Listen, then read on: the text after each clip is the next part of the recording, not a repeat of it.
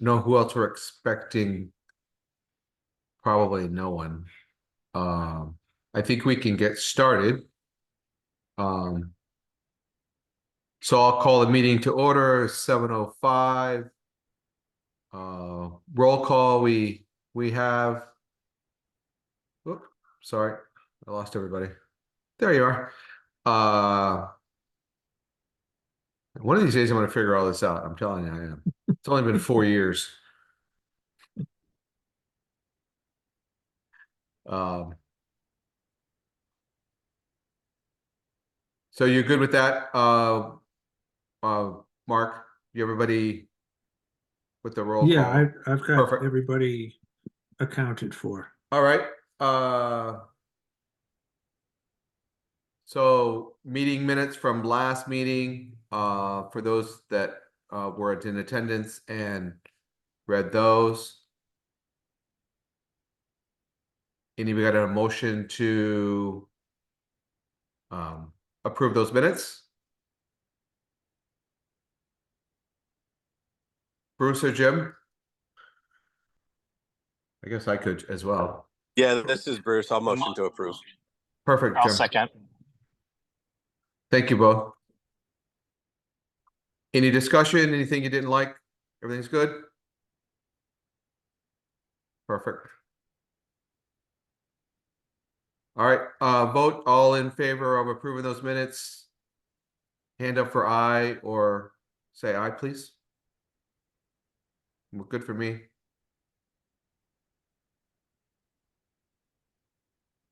Aye. Bruce? Yep.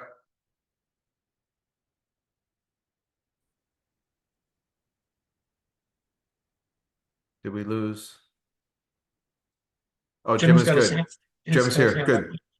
Any nays? I guess there's only 3 voters, so I guess there's no nays. All right, I think we're good. First of all, welcome those that I actually haven't been on the call before, which is cool. I know that some of you are been a big part of everything that we're doing, so that's awesome. So is there anybody who would make any public comment before we start? This is Tom Olson from the Conservation Commission. Perfect. Thank you, Tom.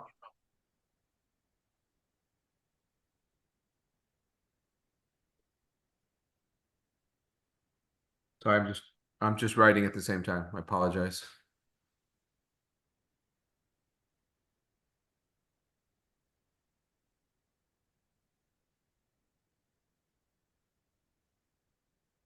Okay. New business. Well, I have I'm sorry. some comments to make. Oh, absolutely. Go right ahead. Okay, go ahead. Absolutely. The Conservation Commission has been approached by State Representative Andre Baumgartner in regard to the parcel on Thomas Road, the old golf course, and to take a look at it from the Conservation Commission perspective, and also potentially if the town's interested in additional fields, because it's relatively flat area on the eastern side, the western side of the town. So the Conservation Commission has taken a look and is interested in one of the 5 parcels that comprise the 46 acres that is for sale for $5 million.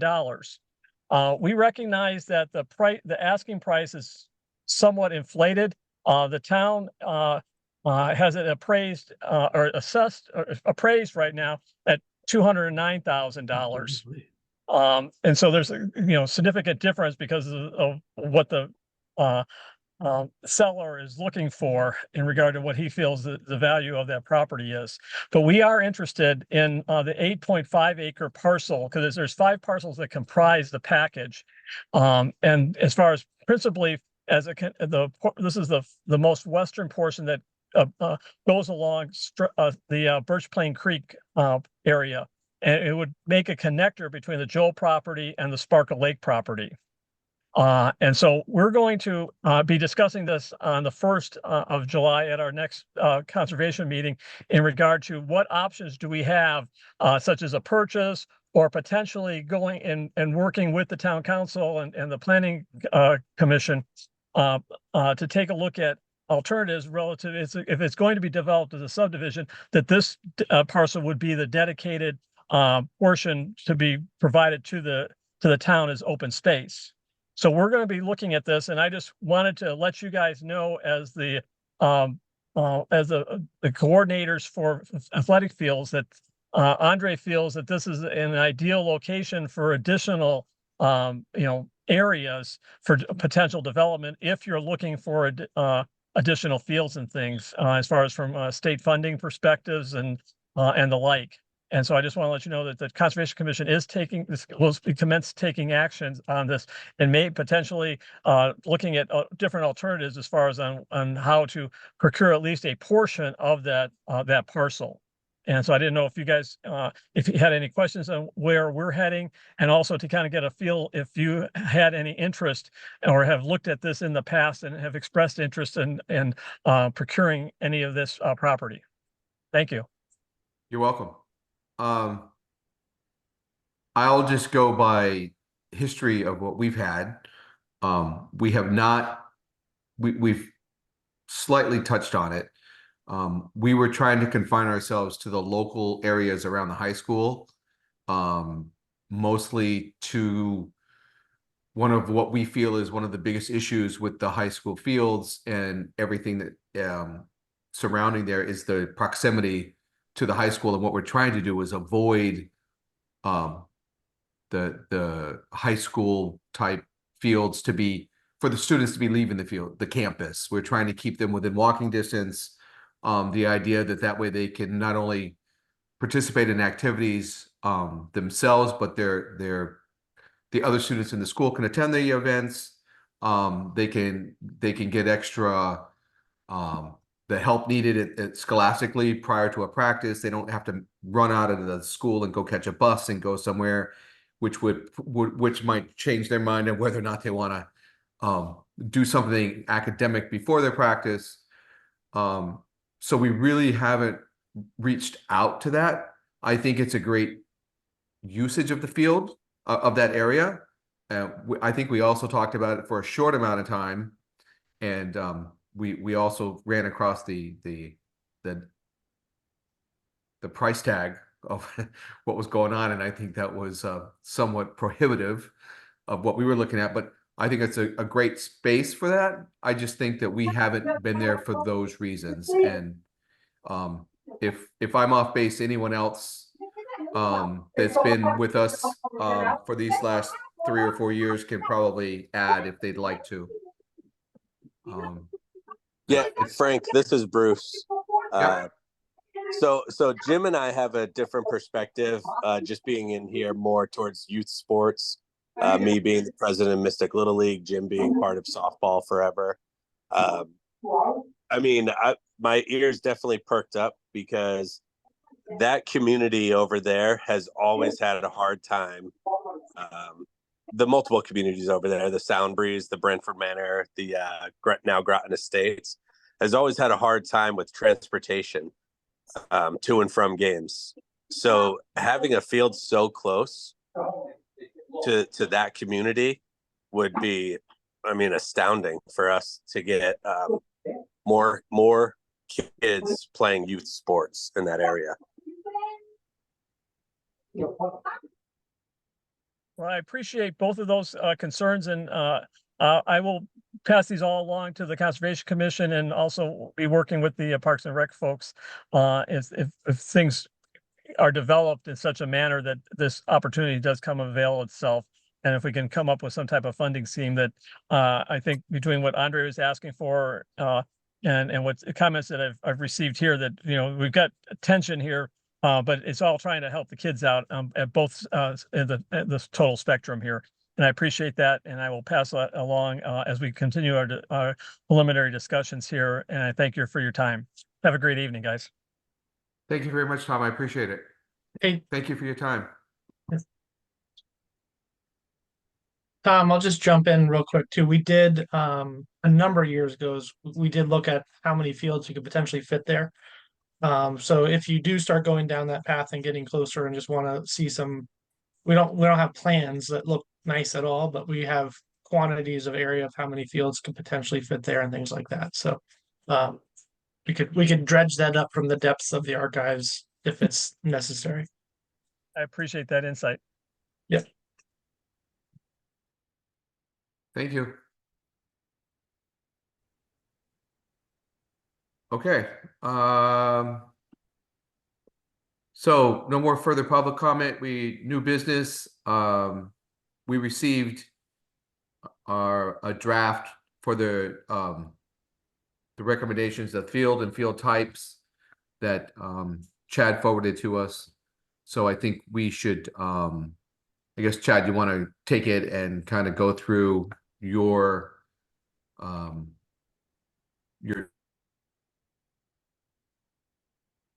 Well, what I'll do is just tee it up real quick for Luke. So Luke McCoy from KBA is here. He's the other half of our team. Some of you have met him during the interview process. For those of you who haven't, he's here with us tonight. Definitely the field surface and athletics expert of Connecticut, if not greater. So I'm going to pass it over to Luke and let him run through his slides tonight and have you guys ask questions as he goes. So hopefully, Luke, you have the ability to share and can get going.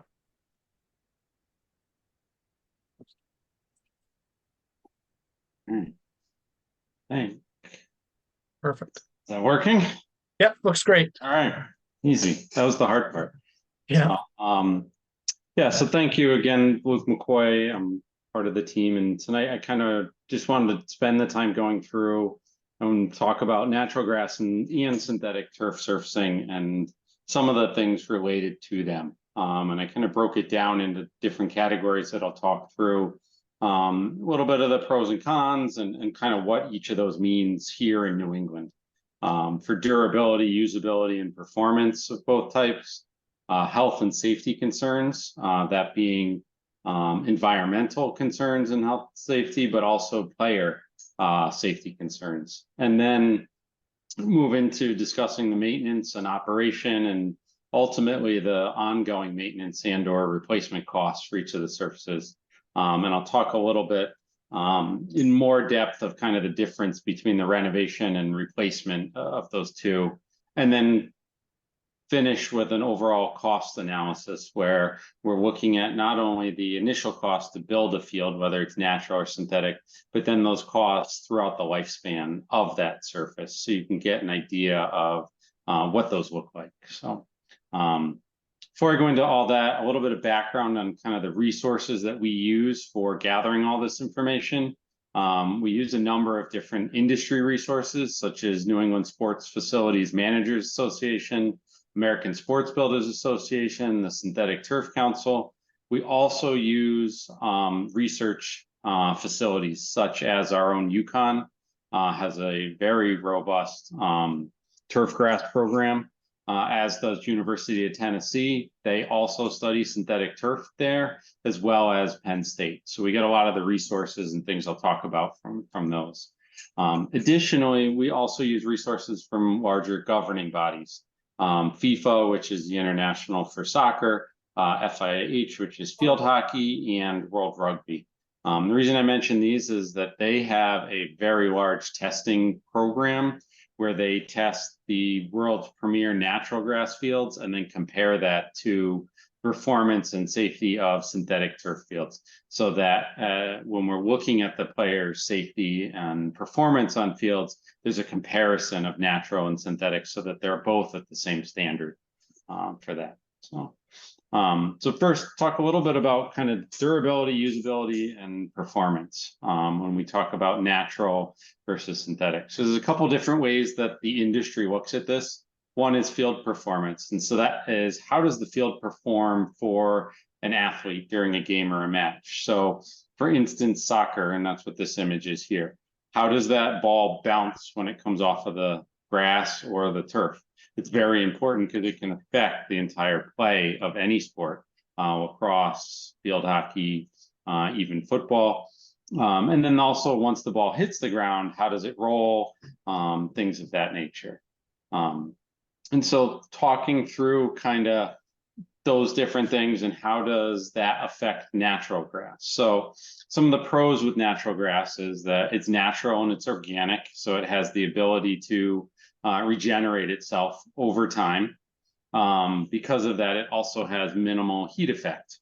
And during the summer months, which we've all seen, and it has the ability to be high performing when we talk about that performance on the field of those things like ball roll, ball bounce. That the cons of it are natural grass fields in New England, that performance and that usability that I talked about before is greatly affected by the weather. So a natural grass field, even when very well designed and well draining, can be susceptible to lower performance or having damage to the field depending on the type of weather that it plays in. Secondly, is because it's natural and it needs to rejuvenate, that means that it needs to have some downtime. So that's something to think about when you're thinking about which type of surface and that field. Is it something that field can actually be rested for the appropriate amount of time?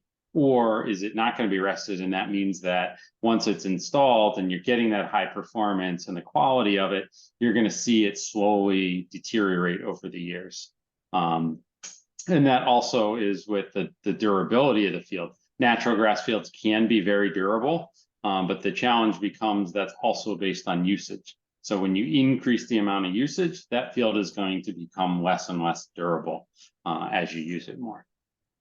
When you compare and look at kind of a synthetic turf field, performance and usability are unaffected by the weather. So the turf will perform the same whether it's raining or it's dry, because it is a man-made product. It's not a natural product. Durability overall is not related to usage, but it's actually found that the durability is related to UV degradation, and if it starts to break it down. Now, all of that is if it is properly maintained. A poorly maintained synthetic turf field will not be durable, and it will potentially have some of the lower performance. So with that, one of the cons with it, and we talked about with the natural grass, the opposite is that it can have some heat effect during the summer. And I think a lot of people are familiar with that. They can tend to be warmer. Depending on the type of synthetic turf system you use. There are ways that you can look at mitigating or not having that if you're looking at things such as organic infills or other things when you consider it for that. We also want to talk a little bit about the health and safety concerns when they're on it. So that's how, we talked about how the ball reacts to it before, but then this is starting to get into that performance on the field of the athlete. So how that athlete is affected when they're on the field. And you can see here, these are just some of the different tests that are now done on natural and synthetic that test things such as those low ankle sprains or the knee sprains or ACLs that you hear a lot about. And that was why I mentioned those governing bodies. They've really taken the time to understand the biometrics and how that works. And now there's a standard for testing how those work. And that would be implemented to any field surface that you choose. And then the ability, just as we talked about before, is can the field maintain that level during all different weather conditions or during high usages or things of that nature. And that's where they start to differ a little bit. And then in combination to that, the heat and the temperature, but the other part of field safety is not just the player and their body or how the ball reacts, but also the environmental. We know that there's a couple of things that are talked about a lot when we talk about field surfaces, whether it's natural or synthetic.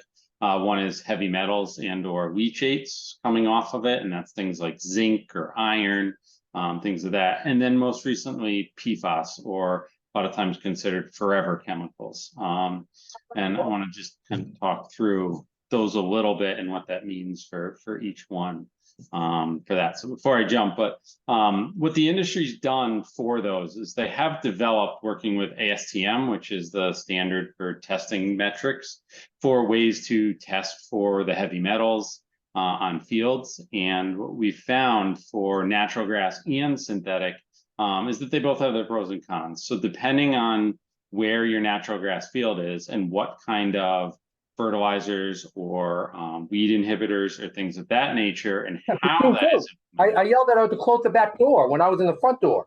um, She didn't hear me either, I guess. can That's why I thought it was affects closed. kind of those levels.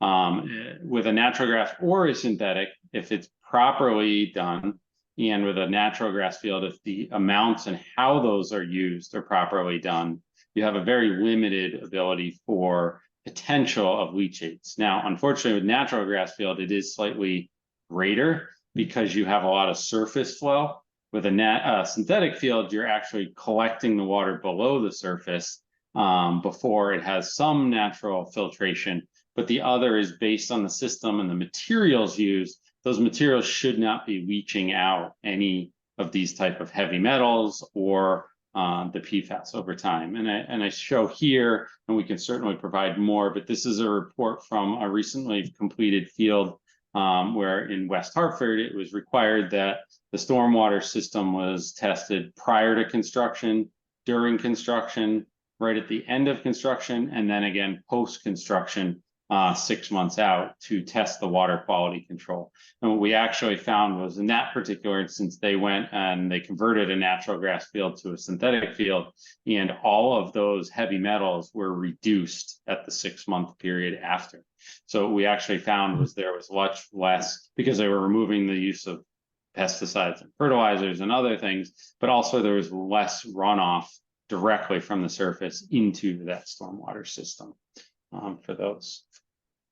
And then kind of getting into the maintenance and the daily operations. And this is important because the stuff I talked about before and how well a field performs, that's really conditional of how good of a shape and how well it's maintained. Because any type of surface is going to show a deterioration of performance or safety if they're not properly maintained.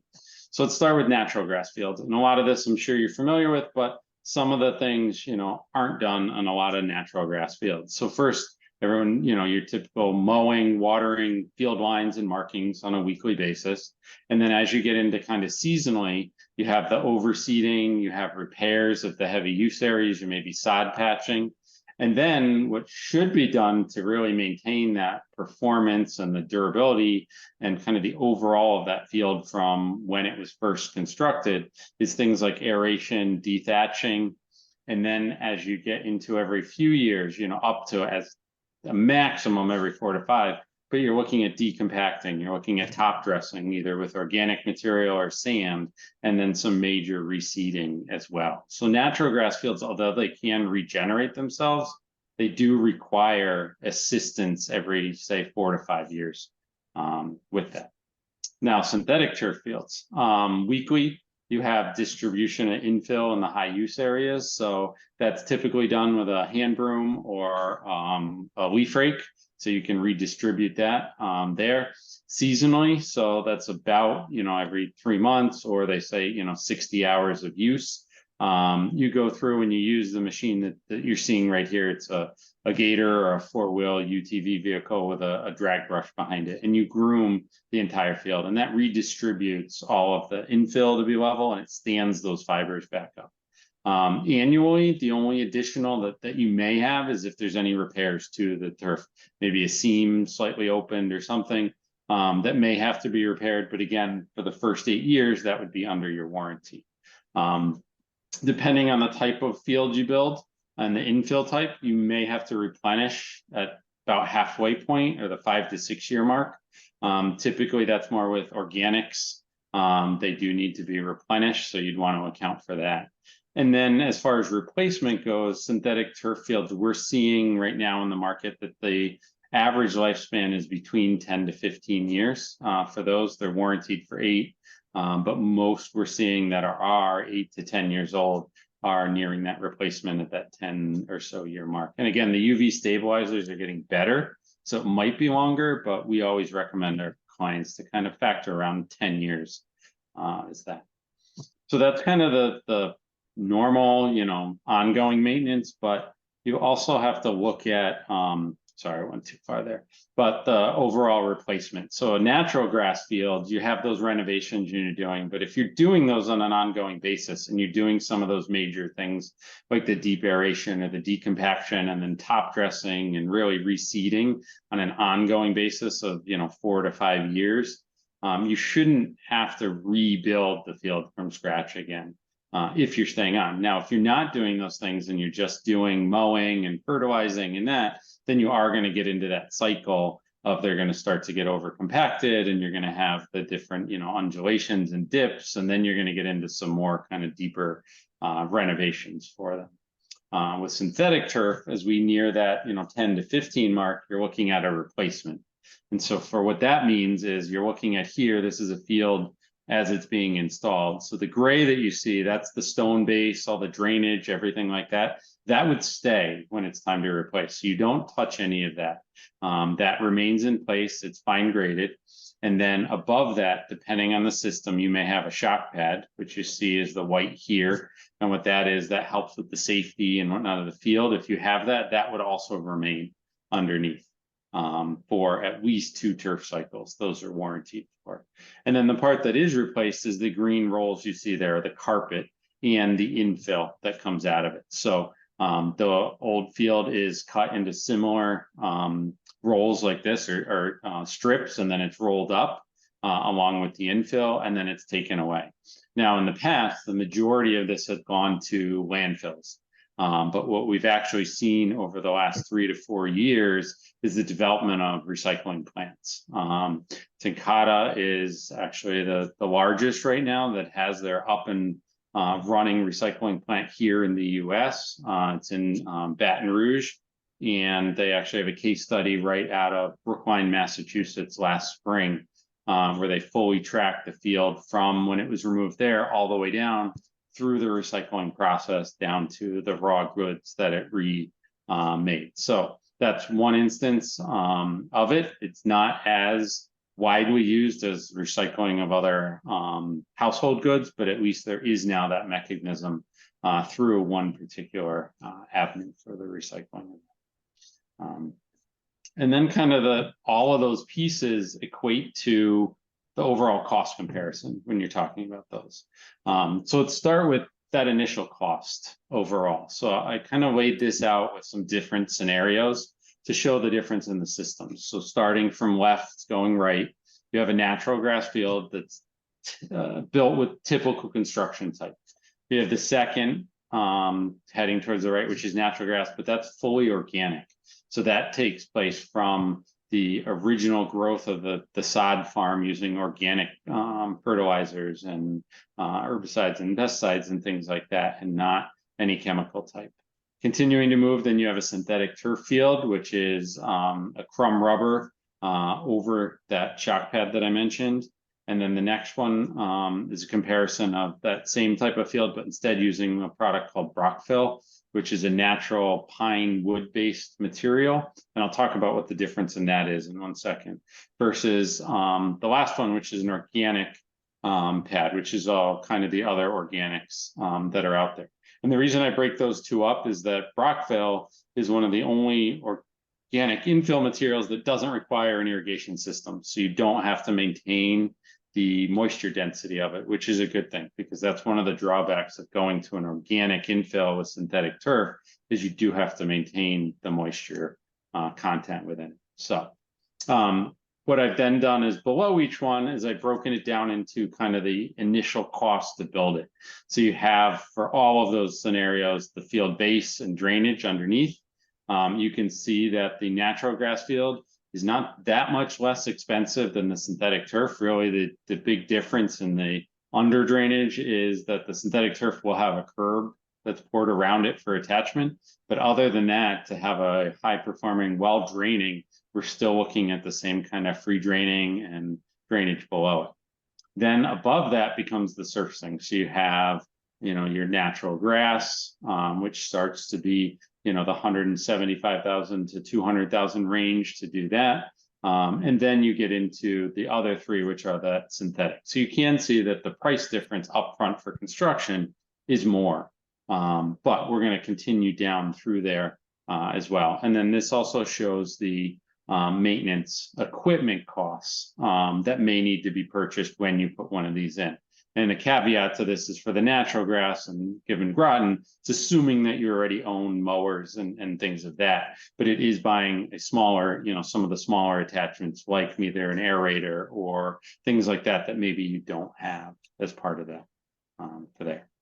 So the next thing we want to look at is those annual costs I talk about, between the mowings, the watering, the overseeding. So natural grass, you can see 2 line items in there for that, whether it be the grass or the organic we treated. And again, that's a little bit more expensive for it, for there. And then you also have the irrigation in regards to watering a natural grass field.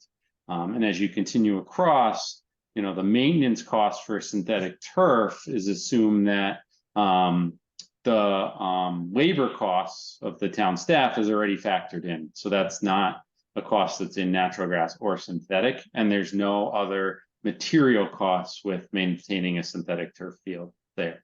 You will see that there's some cost for irrigation and watering based on that last organic type that's included in there as well. And then that kind of totals out, and you can see the difference in the overall kind of cost for a lifespan, which we're saying 15 years, that the maintenance cost for a natural grass field is much higher than a synthetic turf field. So the initial construction cost, natural grass is less, but when you get into maintenance, the synthetic turf is less. So, and then lastly, the last part is kind of those repairs, those things that have to happen on, every 4 to 5 years to keep it going. And that's where you have that really decompaction and the top dressing, and then the heavy, the slit seeding that regrows those natural grass fields after all the use that would happen. And that's factored in, over that time. That would happen 3 or 4 times kind of in that lifespan.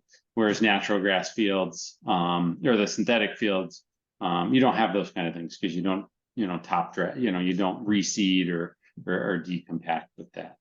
And then the last part kind of becomes those overall, let's skip one here, that gets into the kind of overall replacement costs with that. And then when you factor kind of all those together, you can kind of see the total that happens here. So you have, about over the 15 years, you have about $1.5 million to 1.7 for a natural grass field to install it and then maintain it in that way that was talked about. And then, just kind of comparison, I broke it down per year to, it's roughly $100,000 a year when you factor all of that in when you're doing those. When you get into synthetic, you have the overall costs that are to it. You have the replacement costs that go, and then kind of how that all balances. So when you look at the overall life cycle cost of it, and you add in the synthetic turf field is slightly more expensive, but not significantly overall when you factor maintenance together. And then the big delta kind of becomes when you start looking at usage over that time and a cost comparison of that. So you're looking at a natural grass field, which studies have shown that the maximum amount of use on a natural grass field per year is about 600 hours. So that's usually about 2.5, seasons on it of use. It's a lot of that, and then it needs that 3rd season for rest.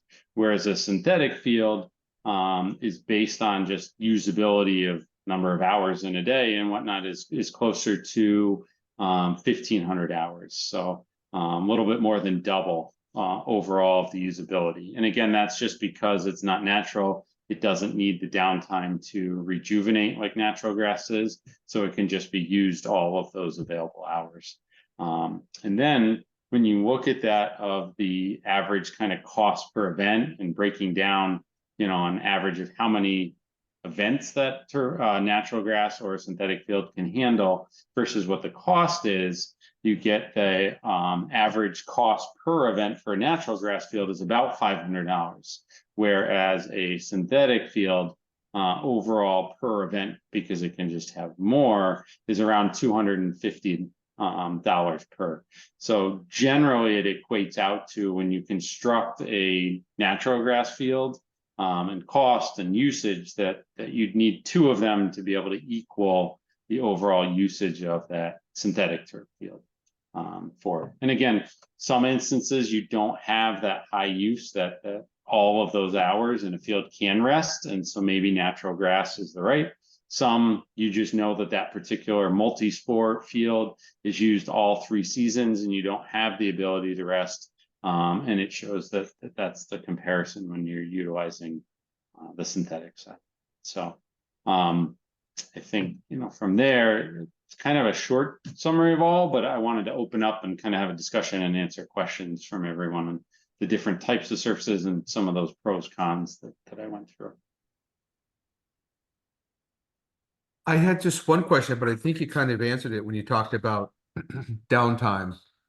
For instance, I know that the town takes care of Pequannock Plains and does a wonderful job, but we don't obviously use it. When you say downtime, like, we don't use it through the winter, obviously. Is that like a season? Is that what you're talking like?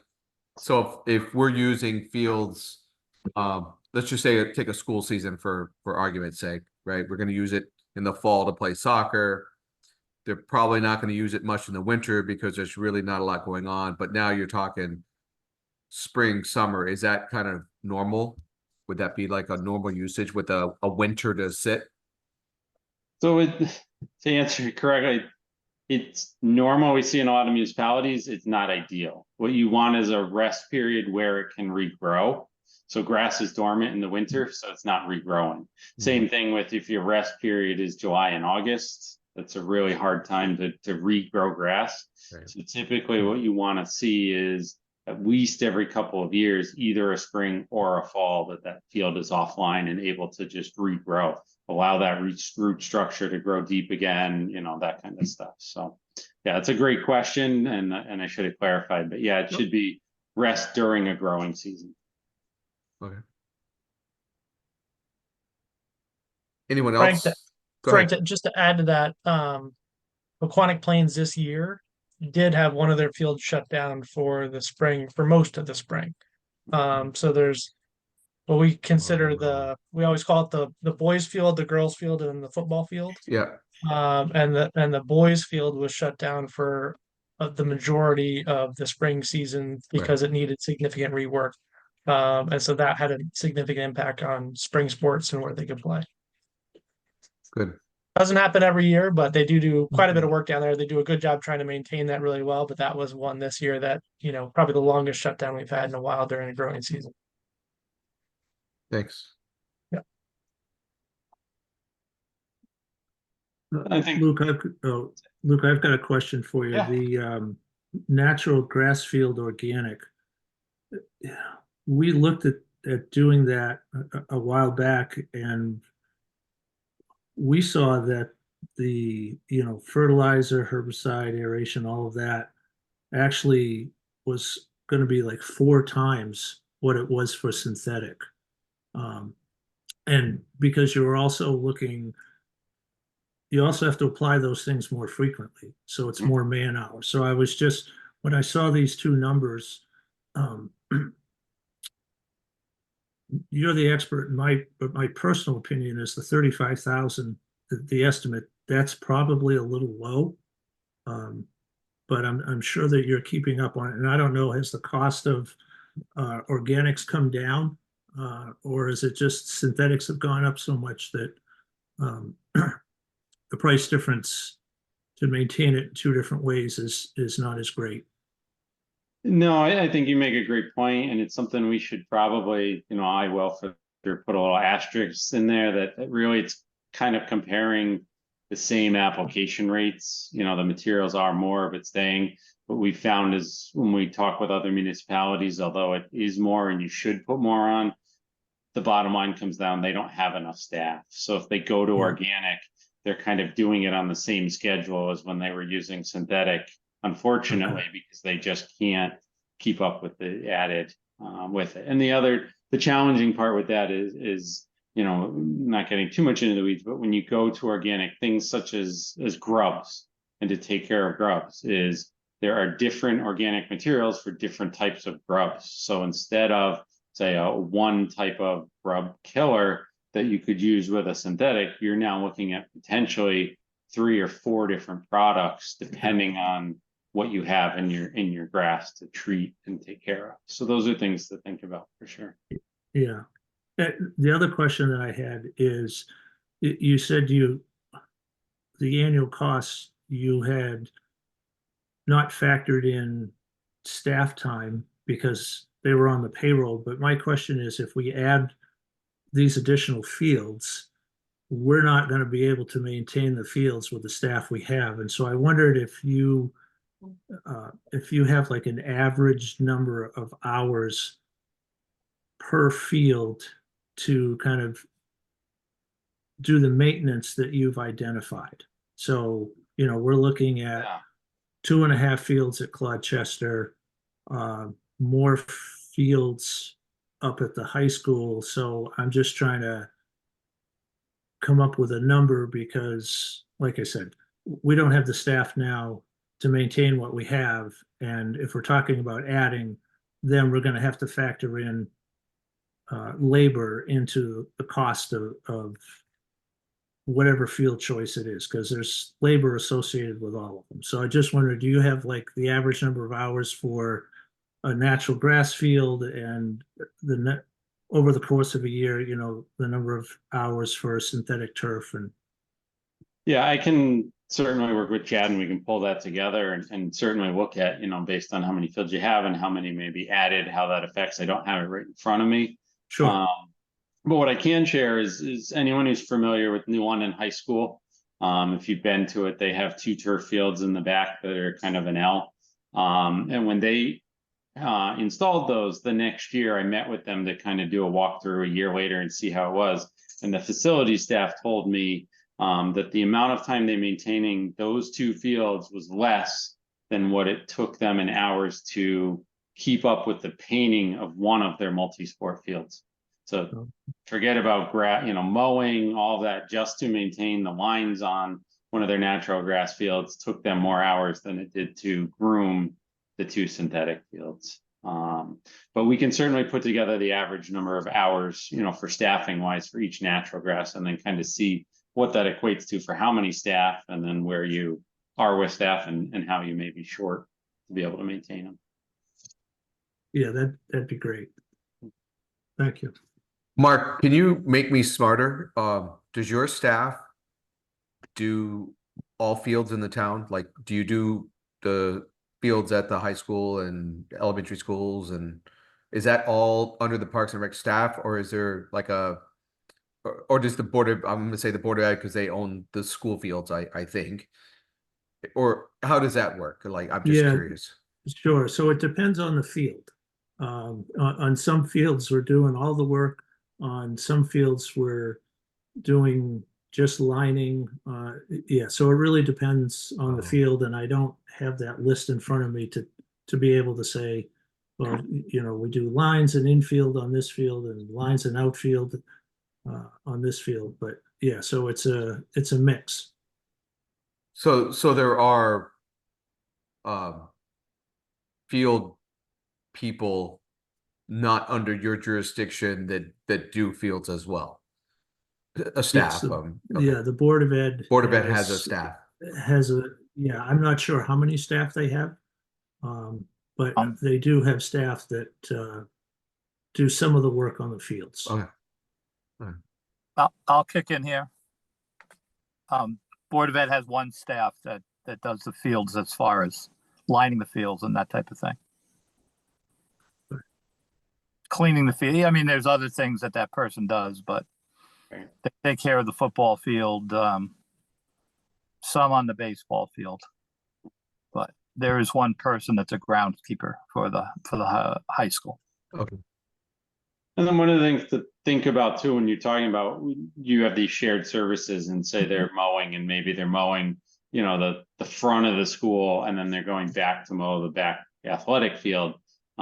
Realistically, what should be happening is either they're separate mowers or that mower is taken and it's cleaned and you get rid of any of the weed material or the growth that may be caught in, underneath before they then go and cut all the natural grass fields. We know that doesn't happen. We know staffing, the time it's on the trailer, they unload, they just hit the whole school and then they leave. But, that also kind of contributes to that added maintenance because you're mowing the front, which maybe isn't treated and whatnot. And then you're just introducing that weed seed into your natural grass fields, playing fields in the back. And then you're trying to counter that, through the season. So, again, that's an ideal world. We know it doesn't happen, but it's something to think about as you're renovating these fields as well. But that's a good point, though. You will have additional staff between the two organizations that will need to work on some amount of fields extra, right? Right. Got it. Does anyone else have any questions for Luke?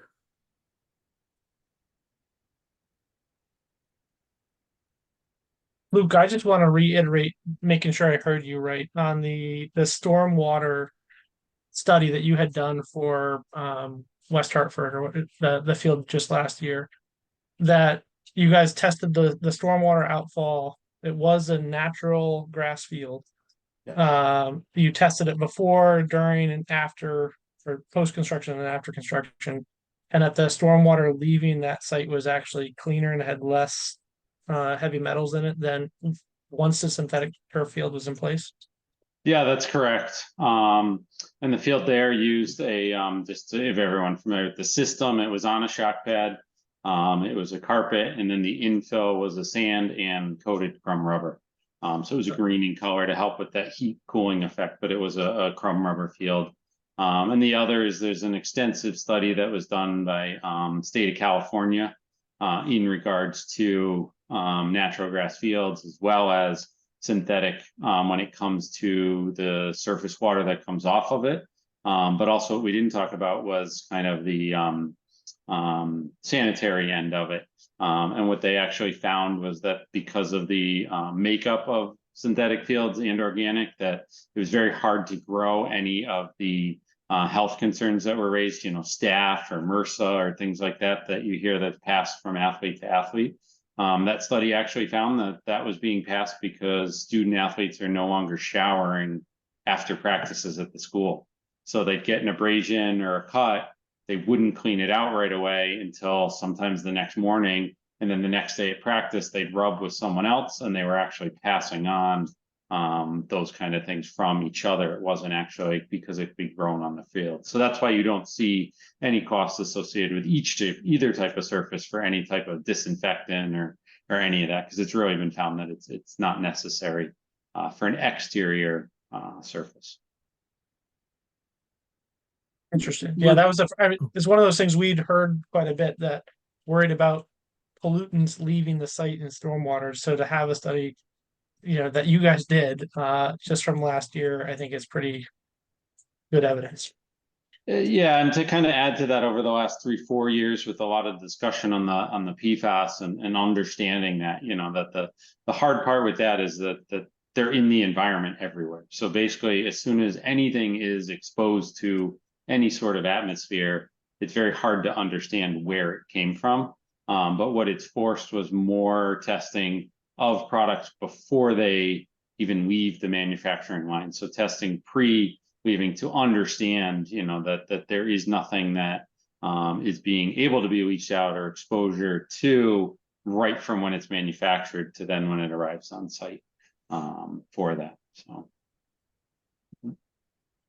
Luke, part of what we're looking at is also baseball and softball fields. Do you have numbers for those, and would those appear in the final report?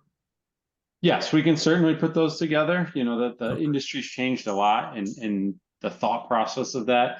It used to be, 10 years ago, baseball was very much, we want clay infields and we want natural grass. And it's changed that over the last, 5 to 10 years, the synthetic turf has developed to be much more like a clay infield, and it plays like it. It's denser, and it gives you a lot of those same benefits that synthetic gives with being able to drain and stay dry in the spring, which the spring like this year, we all know what it was like trying to get on baseball or softball fields with all the rain we had for them. But the others, you can, do quite a bit underneath a clay infield to try and get it to drain, and most of the time it will. But if you do get a day where it drains with any type of clay, natural clay infield, you have to be prepared that the next day it may still be wet, and it may need that full 24 hours to dry, and then it's playable again. But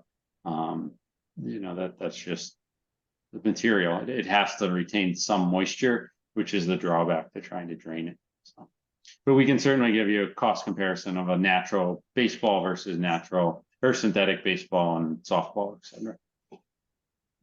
Yeah, I definitely watched quite a bit of the men's baseball, and it's shocking to me how many of them use full turf fields.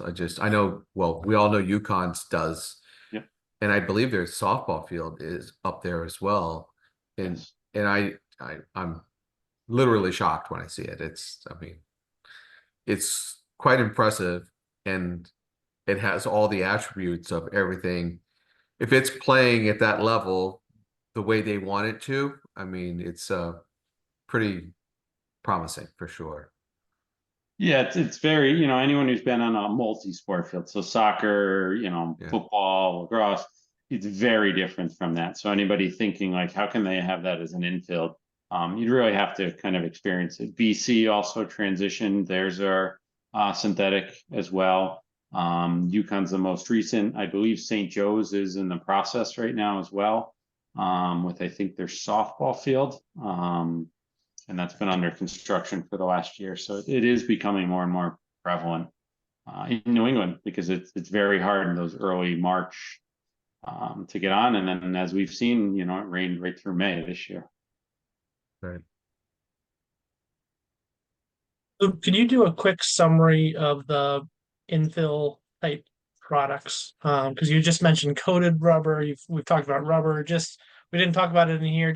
For anybody that doesn't know, infill, we say infill, but there's a couple of different products there, and pros and cons, and maybe touch on where it might have been 10 years ago. Because what I think the committee has heard from some of the citizens that are concerned about it is concerns from the original crumb rubbers that were out maybe 10 years ago, and how they've progressed to where they are now from a safety perspective, or both environmental and student safety.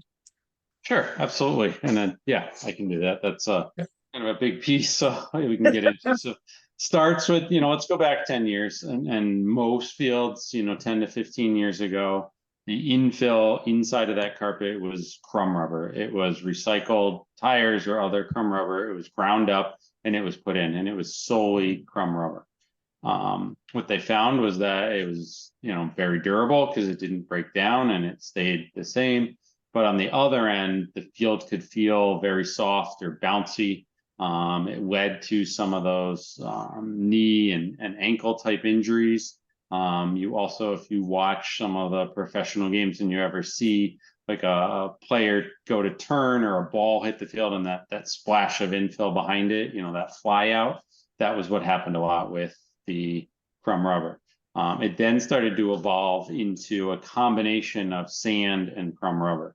And what that did was the sand allowed for more of that stability in the field. So underfoot and the ankle and knee, it reduced those injuries because it felt more like a natural grass field and reacted in that same way. It then evolved into adding the shock pad below and then kind of pushing that amount of sand up higher so that it reduced those ACL, the high ankle type injuries, and it also started to help with those ankle grabs or things where you'd see an athlete would plant and their body would turn, but their foot wouldn't let go of the turf. So that kind of changed it. And then from there, it evolved to sand being put in as the stabilizing infill. And then you have crumb rubber, straight crumb rubber. Then you have a acrylic coated crumb rubber. So that is the crumb rubber, but it's coated with a food-based acrylic coating that we've seen has very little, if any, degradation. What that does is it does two things. One is it reduces the heat effect during the summer on fields up to 15 to 20 degrees cooler by going to that type of material. It also reduces and removes any potential exposure directly to crumb rubber. There hasn't been any studies to date that shows that there are any proven health concerns with interaction with crumb rubber, but for those that may have some concern, it alleviates that because it's now coated. Then it started to evolve into there's man-made products such as straight rubber. So it's rubber infill that is same as used for tires, but instead of being used for a tire first, it's just made and then it's ground up and put in the field. So it's first use, first life rubber. Then there's a TPE, which is a plastic elastomer, which is very much same type of characteristics, but doesn't have the rubber, but it is very expensive. So you're looking at upwards of 25 to 35% of an increase in cost for that. And then over the last 5 years, there's really been a major growth in organics, and that's kind of any infill that is not necessarily made with synthetic products. So you have combinations of things like corn husk or coconut shavings, or each manufacturer kind of uses their own name for them, but all of those are kind of a combination of those different types of organic materials. So with those, some of the benefits is it feels and it acts and very much like a natural grass field. That's one of the great things about them.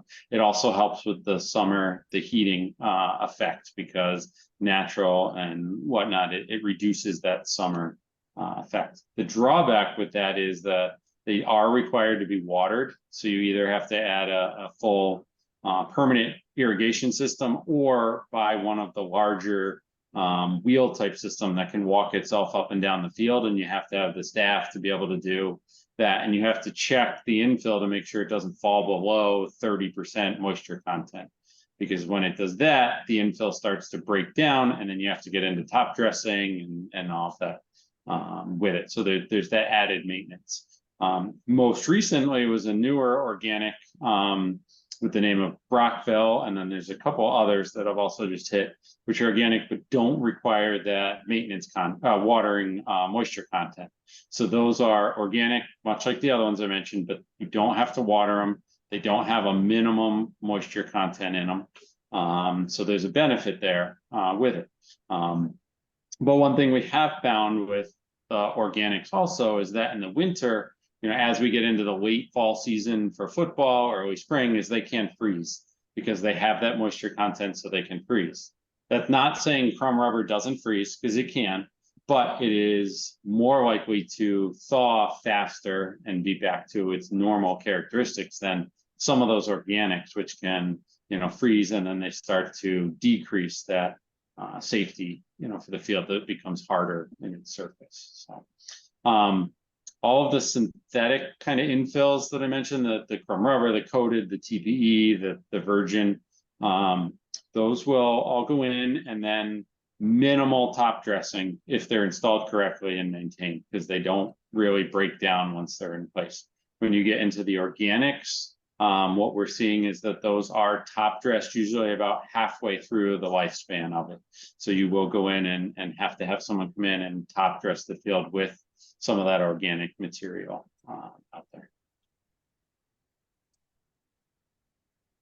That's short summary. I know that was a lot, but there's kind of a lot that's evolved over the last 5 years of different types of infills. Well, it just sounds to me like the industry kind of came around to the fact that a more safer field than it was originally was, obviously, it seems like safety has been the number one priority, both from a health and a physical standpoint, just from turning knees to long-term health. You know what I mean? Not that it just sounds like the industry's figured it out much They're, more. they're starting to, I think a lot of it's been pushed by the European market. They tend to be 4 or 5 years ahead of us here in the US with kind of adapting to environmental regulations or health concerns. And we're kind of piggybacking on what they've already learned and what they're doing. And it's coming over here as well, which is a great thing. It's just making it better for everyone. Good. Awesome. Anyone with any other questions or comments for Luke? Chad, I've got one question, and I think this involves, so what's the next steps? Next step. Well, we're done, right? Oh, terrific. All right. No. Have a good night, everybody. Yeah, so I mean, next steps would be I would say, you got this in the draft form. We've talked internally about putting some of the additional facts that Luke was discussing and talking about into the written package, so you guys have that as documentation that you can refer to. We didn't want to make this 100-page handout for day one, but we'll be able to provide the summary so you guys have that information, and then let you guys digest that a little bit, and then we'll come back to you with, here's all the fields we've been talking about, the couple at Gloucester, at Sutton, at Fitch, and based on the use numbers that that Luke had in there, how much are we using it, and how many fields do we need? We've done all those assessments before. We'll come back to you with kind of what our recommendation would probably be for which fields, what types you might want to have, and then have that discussion to make sure you guys are comfortable with, this field or that field being this type of surface. Likewise, if you as the committee feel very strongly that you don't want to go towards this route, or don't want to consider something, we want to know that sooner than later so we can take that into account. But where I was kind of expecting where we'd be going is, we'll get you back that handout with a little bit more information, let you digest it, and then probably by next month, allow you to come back with any additional questions, clarifications, anything else you would want more answers on, so that we can provide that by the next month, and then start really nailing down field surfaces as they relate to our plan. Does that make sense? Yeah, can we talk a little bit about the public input and Sure. council? Yeah, because those are two important parts to all of this, and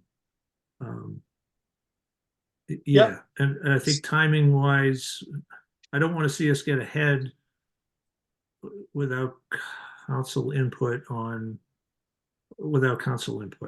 So and would public you, input too. okay,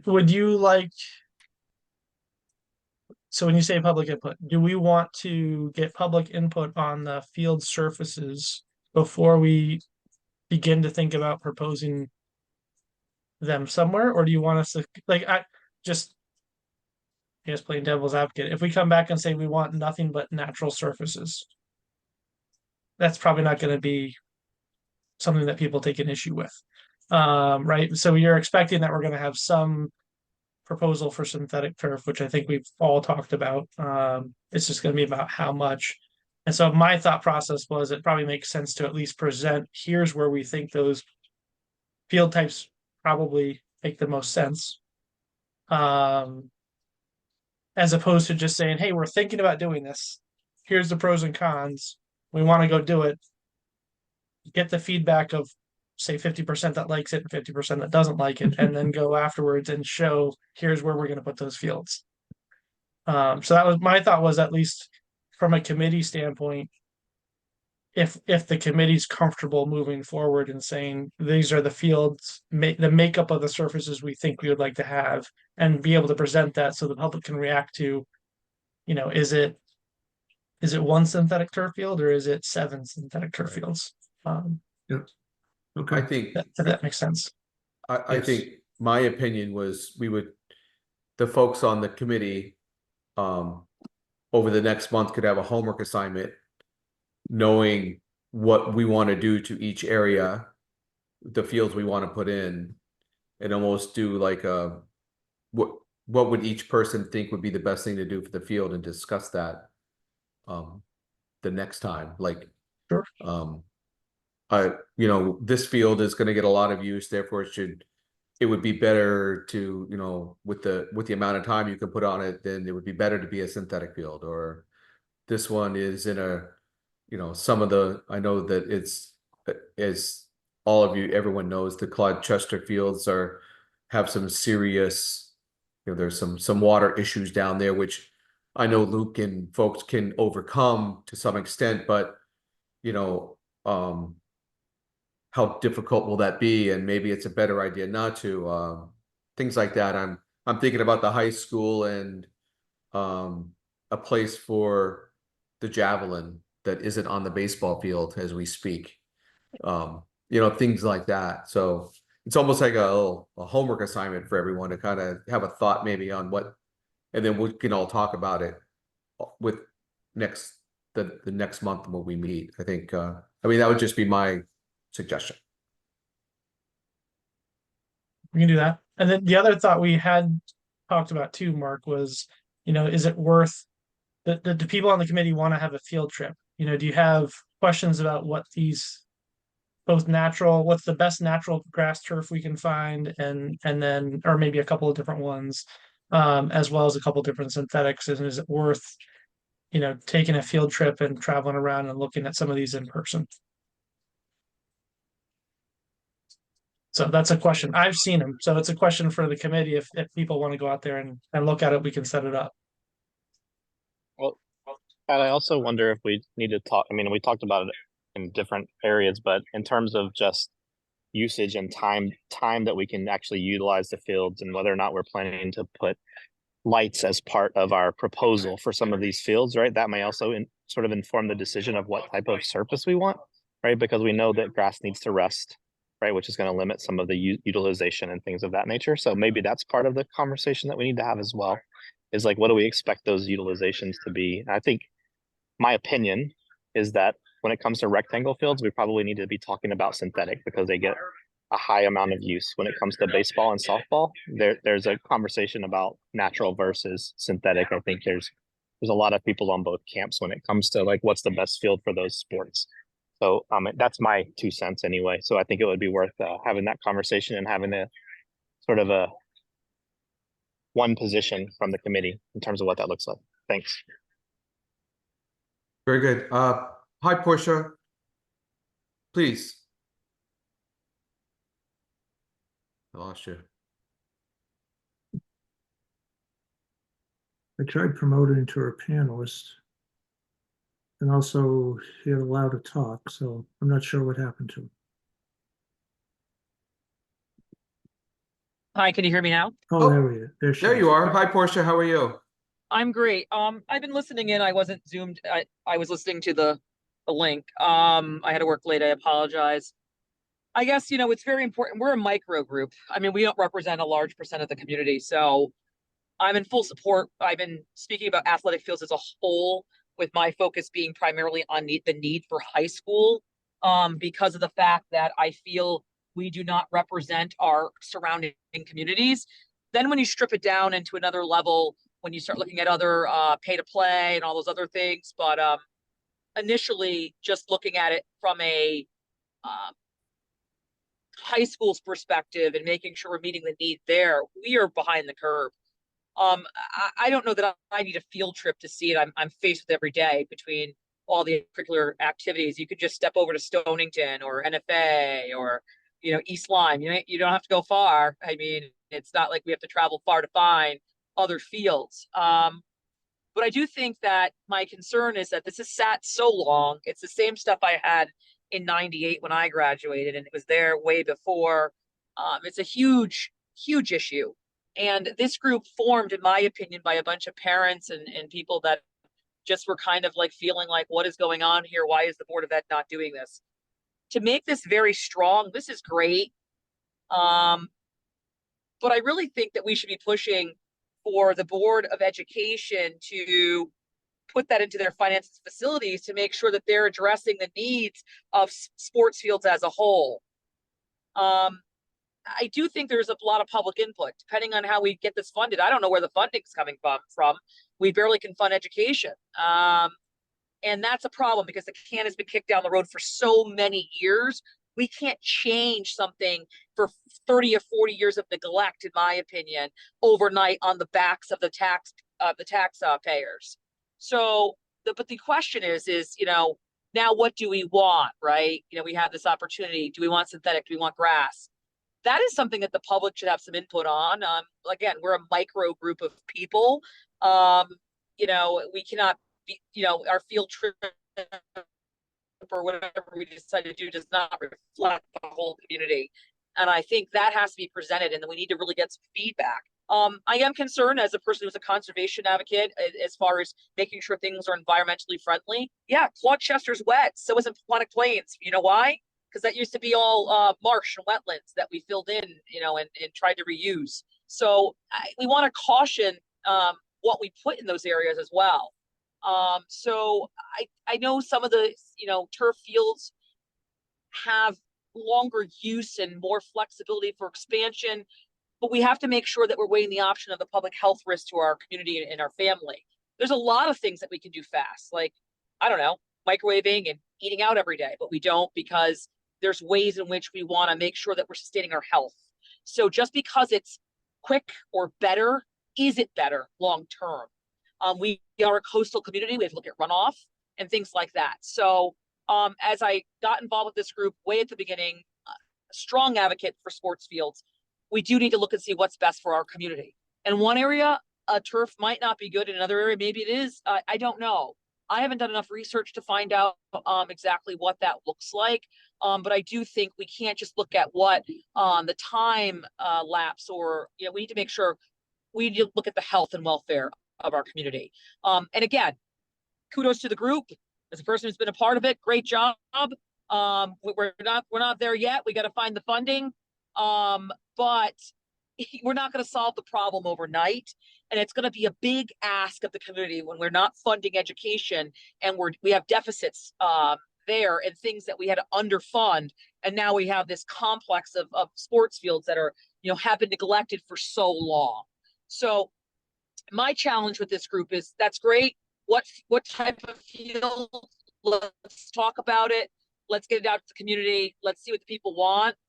But also, how do we not get here again? Because the likelihood that we can fully fund, in my opinion, all of this all at once is going to be a big ask. It is.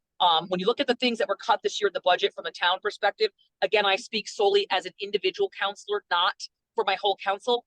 There were things that were cut that people had to go without.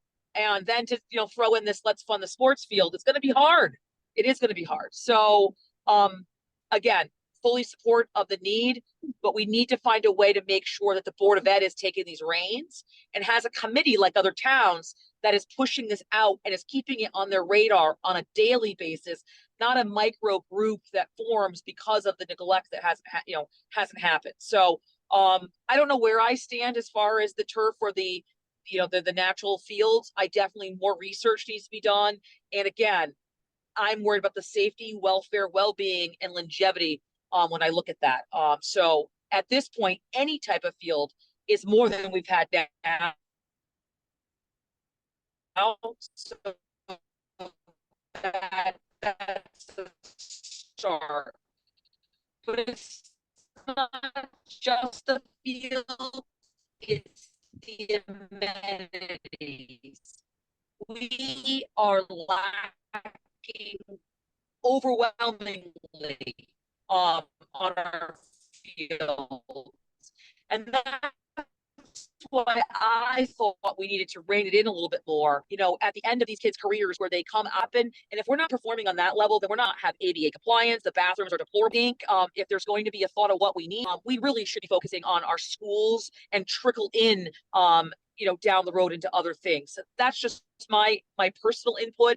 But obviously I'm a big supporter of this field and I will be, here all along. But I do think there's not been enough community outreach for this group to make sure people are involved in that decision making. Again, just make it good. Thank you. Thank you, Portia. Yeah, I think that I will say that I think what Luke provided tonight provided a lot of insight on, it's specifically like the history of the turf fields and where we've come from and where we are today, cost analysis, the couple of questions that they'll come back with next month. That's why my thought was, should we come together in a month after we've kind of looked at the information and done a little homework about what we do think is the right thing to do on the right fields? Because, 4 years ago, I would have told you that I was going to turf all of Groton. But, that's not reality, and I understand that. And my other concern, to be honest with you, moving forward is the usage of said fields once we have them. When I mean usage, I'm talking about how do I say this correctly? Just everyday person who wants to go use the field, right? It kind of, I don't want to use any bad words, but it kind of annoys me when I drive up by that high school on Sunday at 2:00 and it's 75 degrees out and there's not one person on that field. On that turf field, there's not a dad out there kicking the ball with his kid. There's not 4 people out there playing. I don't feel we're utilizing that field enough as a community. So it concerns me that I don't want to put fields out there that have the ability to be used 10 hours a day, that for some reason someone's decided they can't use them. I mean, I know I vent a little bit about it, but it's just kind of, we have to understand that that's what some of these fields, we have to be able to use them. And that's, Right. but anyway. I'll answer your question a little bit on that one with at least the middle school field, because I've had some interaction there trying to get youth sports teams on it. And it actually comes down to maintenance, right? And because there is only one maintainer for high school, and that is their one synthetic turf field. And they were trying to get an outside person come in to groom it. They put so much use on it with just the high school teams. They were exceeding what they wanted to from a use perspective without getting the maintenance in between. So they didn't want to have additional youth leagues playing on it until they could get that maintenance up and going. And this year they did get it top dressed, or it's getting done right now, so that hopefully it'll be more available next year. But it really came down to, again, because that's the only field for the high school, and it does every single field sport except for football. They got so much use that they were concerned about putting more use on it. So Right. Well, and honestly, to be quite frank, I know a lot of the things say nonprofit, and I'm all about nonprofit as I sit on a nonprofit board. But when you're collecting money for youth sports, it's nonprofit, but there is a fee to play.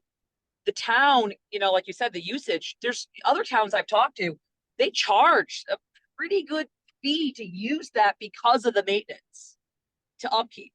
And Groton, from what I'm seeing, we don't really, we kind of, I don't know, it just, so these are just different practices that we have to look at, right? As we grow and expand, you can't, I understand you might be in a for-profit league, but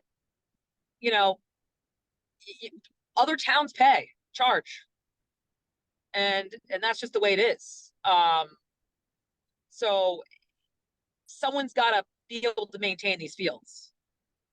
So that is a question. That is another question. But again,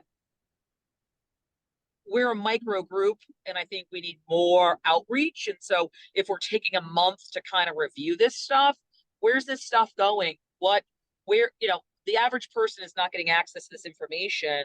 Are you gonna do a press release? Are you gonna start talking about it? Like, you know what I mean? Like, if you want support, you got to go broad.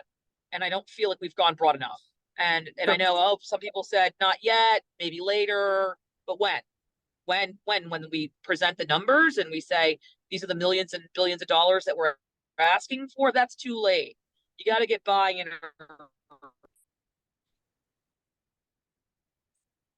Sorry, Portia, we lost you right at the again, end. because Board of Okay. Ed's fields have been sitting, yeah, sorry, Board of Ed's fields have been sitting stagnant. But we have to get the word out there. You can't get the buy-in at the end when you present the price tag, you know? And so I haven't seen anything. There's been nothing in the newspaper, really. I mean, now should be, athletic task field force that was formed on X date is now looking towards what type of fields it wants. Like, we got to do more. We got to get the word out there. I don't even know how this is going to be. I mean, are you guys looking to hope the town bonds this? Or again, I only can speak for myself, but the people I'm speaking to, which is a lot of people, they haven't heard anything about it. So that's a concern. Portia, if I can answer that a little bit. And then someone's making money on the other end of this, right? I mean, there's a design here and there's money to be made. But we have to be looking at what's beneficial to the community as a whole.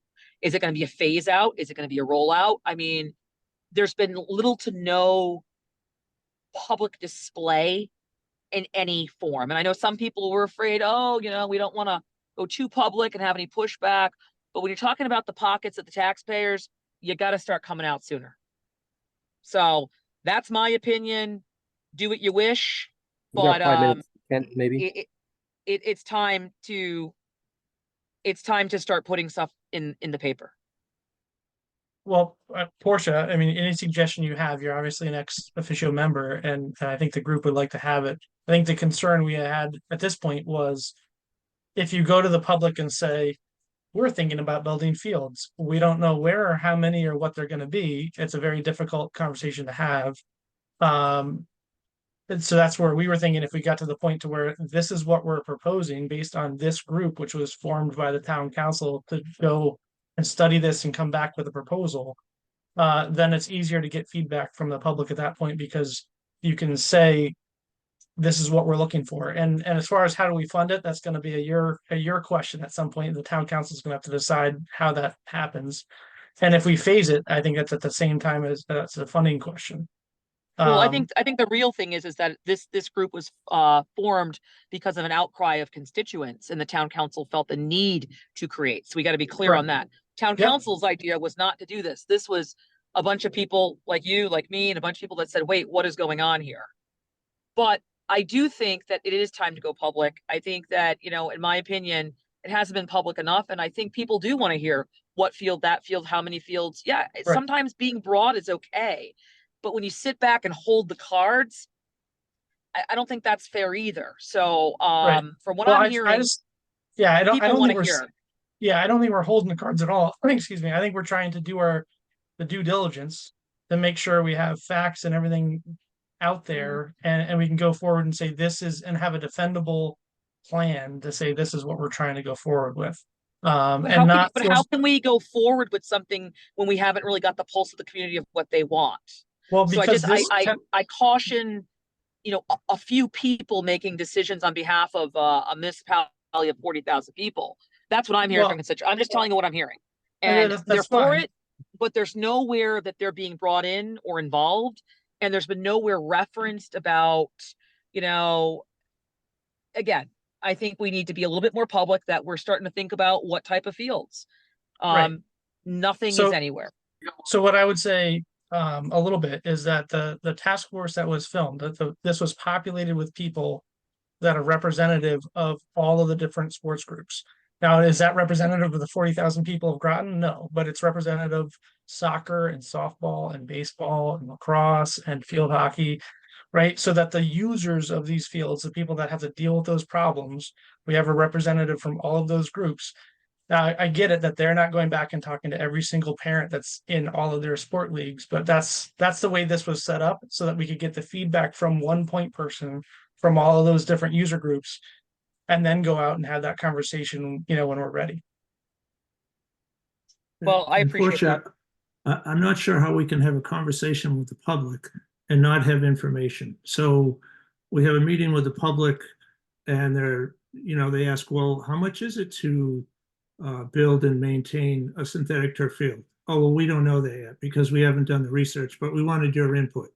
They're going to ask questions, and if we don't have the answers to them, of what value is that to the public. So I think what we're trying to do is pull that information together so that we can have a substantive conversation with the public when they start asking these questions. Well, there is value as a taxpayer of the town myself, as you know, there is value because people want to hear what the options are and start talking about it. So some people don't even know that anyone's even thinking about a sports field complex. That's a problem, right? So we need to start to get that information out. And I think there are some sports that haven't been heavily represented, you know, in some aspects. You know, some people have reached out and said it's heavily one way or the other. You know, my concern also is making sure that women are equally represented. And that was my focus with the high school thing. It's not just the fields, it's the amenities and the restrooms, you know, folks in the handicap accessibility. So again, that's my suggestion. You do as you wish. My thought is, you know, what I've heard from the community and, you know, the people I've spoken to is there's not been enough information. You don't have to have a full package to present. Some of the best things that have been done have been put out in pieces. People just want to know what's going on. You know, for great example, Mark, you know, you guys presented on the at the budget meeting about benches that you guys wanted. And I said, hey, have we put out there the ask of seeing if anybody wants to donate a memory bench? And you said, oh, great idea. Now, I haven't seen it fully rolled out online anywhere, but I guess someone must have been watching and has donated a bench now and it's up and everything going. People can't get involved if they don't know. And you might find that you'll get some donors from some bigger organizations if they realize the need. If we get people to speak like, hey, class of 98, same field, we are concerned. We need some talking points. People in different bigger organizations might be willing to help fund. So I think the earlier we start to move that along, that is important. We don't have to have final numbers to start speculating about what we're thinking. We don't have to have numbers to say maybe turf, maybe this many, possibly, I don't know, tell them to, you know, we could put something out there saying, come to the meetings, you know, get involved. You know what I mean? We're going to be looking for any and all donations. Those are ways of getting the community wrapped around the idea. That's all I'm saying.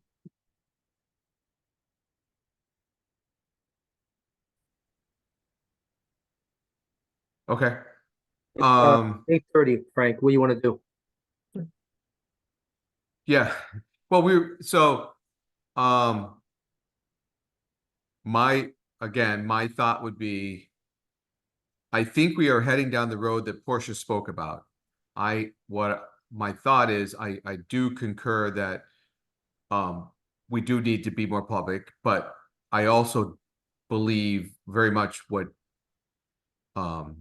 Chad was speaking about is to have that plan. I think we have some numbers that we can go by, and I think that we know what fields we want to locate. We have a cost associated, we have a cost comparison associated, but we as a committee needed to talk to Chad about what we want each field to be, what we think is the best usage of the field. Again, we've talked about amenities. We're gonna that's all part of the deal. But I think as a committee, as a task force, what we need to do is decide in a month from now that you have all this data, what we think should go in each place. But why do we have to present a cost? Why can't we just say Groton, after how many years, is looking to update the high school athletic fields and amenities around the town? It doesn't have to be numbers yet. Just put the teaser out. Teasers don't need numbers. I'm not disagreeing that can't happen. You know, Absolutely. I mean, that doesn't cost much to say. Groton Athletic Task Force that was formed by the Groton Town Council after a rise up of community members and family members felt that Groton's fields were behind the curve. Like, let's put it out there. Like, throw it out there. What are we hiding behind? That's what I feel like. That's why we're where we are. Groton, in my opinion, always is sitting on the sidelines. Step up, speak up. Let's go for it. The numbers can come later. Right now, let's let people know and investors know, like EB, Pfizer, you know, other folks. There's actually grants because we're a Navy community and enhancing sports fields. Let's get out there. And then where's the Board of Ed's stake in this? Because also, you know, like, there's a lot to this. I think right now we've been media dry. That's all I'm saying. You guys can decide, your opinion, your choice. and wait for numbers. But I'll tell you, numbers scare people, right? You got to get it out there as a driving interest. Numbers can come, but if you want to make your big splash with numbers, I say you lost the community already. I know as soon as I walk up and I see a car and I'm like, oh my God, I take it for a ride. I hop in. I'm like, ooh, nice leather, got the heated, steering wheel, got all this other stuff. And then if I see the price tag after, I'm like, well, I really like that heated steering wheel and I like the way it drives. Now I'm more committed to go with the higher number. If someone walks up to me and hands me the number, I'm like, I don't want to drive that car. We have to start selling it from a non-numbers perspective. That's all I'm saying. Yeah, I don't disagree with that. And I guess I would defer to the Parks and Rec Department on the how they want to make that splash. I don't disagree at all. You can write something up about where we are and get that out there and but at the same time we need to be doing what we really want at the end, so that when those people start to respond, we can start telling them what we're doing. Like, because immediately you don't want people to think that we're turfing the whole town like Frank Narosky wanted to do 4 years ago.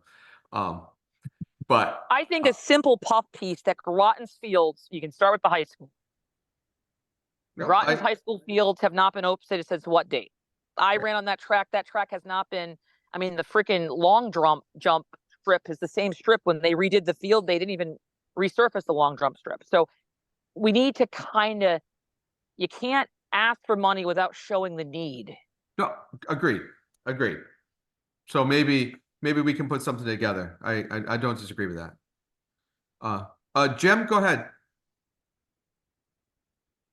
I apologize, but I have other meetings this evening, so I'm going to actually make a motion that we adjourn this evening because we're beyond time and I don't have any additional time that I can spare at this point. So I'm going to make a motion that we adjourn for the evening. I appreciate all the comments from the counselor.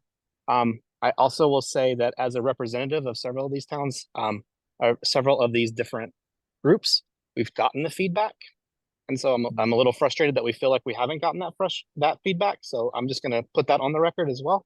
But we've been having those conversations, and that's why we're representing the different groups. So I think we just need to figure out what is best for the entire town and just continue to come together. I feel like some of the comments are a little divisive, and we need to be a little bit more coming together in this space. But I will make a motion to adjourn this meeting at this point. Thank you. I just want to say that I think that's offensive to say decisive. My intentions are what I'm hearing. And I'm just simply saying, yes, we have done the work. I'm just saying it's now time to add more newspaper articles to go a little bit broader. That's all I'm saying. So I just don't think that your comments were necessarily appropriate, but I'm also willing to adjourn if you'd like. Yeah, everyone has an opinion. Second. And it's not that my opinions are trying to be, pull apart. I'm just saying people want to hear more. I second.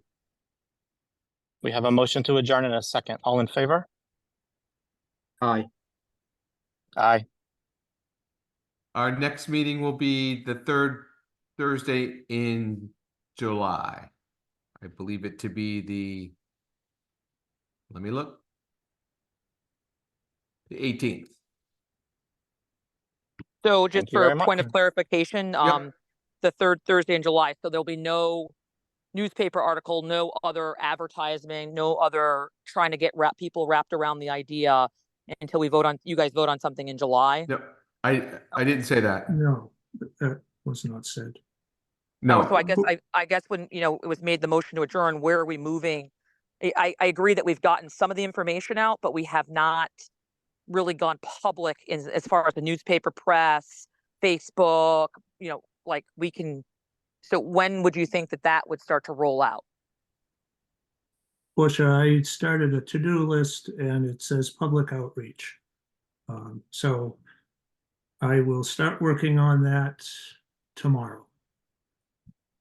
Okay. I guess I was confused by the last speaker's comment where, it seemed as if the adjournment was geared towards my willingness to want to sell this idea and get it out there. So I'm confused. Thank you. No, I think the adjournment was because we're running late and we're over time, and I have to go do my job that pays my bills. So thank you for that.